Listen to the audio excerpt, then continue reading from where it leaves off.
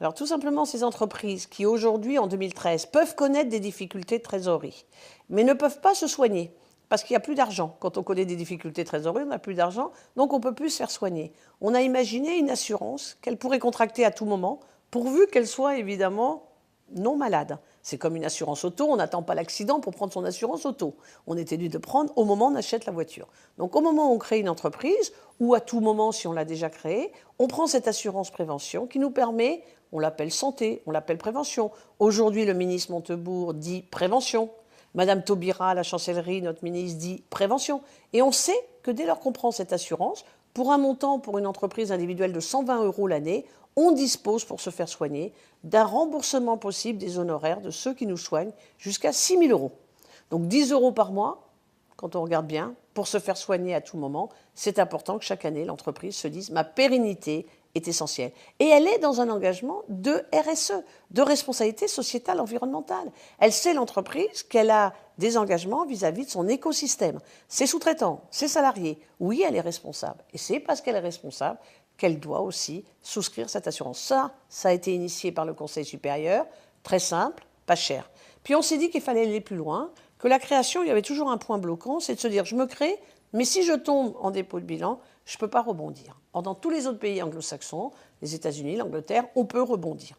Donc on est en train de travailler avec la chancellerie, avec évidemment Bercy, pour imaginer un rebond qui serait de dire que dès lors qu'il y a un dépôt de bilan, s'il n'y a pas de sanction, 80% des cas, eh bien, qu'on ne soit pas avec l'indicateur du dirigeant de la Banque de France qui nous empêche de rentrer dans des banques. Donc on y travaille tout à fait confortablement avec les ministères. On envisage même peut-être de créer un capital financier rebond, parce que quand on rebondit, il faut faire un capital, imaginer un capital de démarrage. Donc on est en train d'y réfléchir aussi.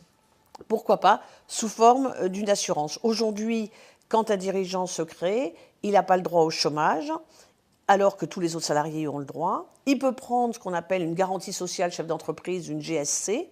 Il ne la prend pas généralement parce qu'on lui dit ça doit vous servir quand vous allez déposer votre bilan. Il dit j'en ai pas besoin, je ne me crée pas pour imaginer que je vais déposer mon bilan.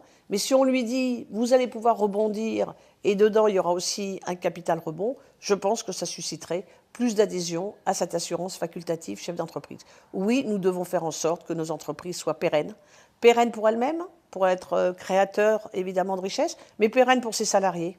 Parce qu'aujourd'hui on sait que c'est évidemment une vraie peste qui est le chômage, et qu'on ne peut pas continuer à avoir cette courbe ascendante. Donc stoppons ce côté défaitiste en ayant la souscription par les entreprises, et on va l'imaginer, c'est une souscription d'une assurance.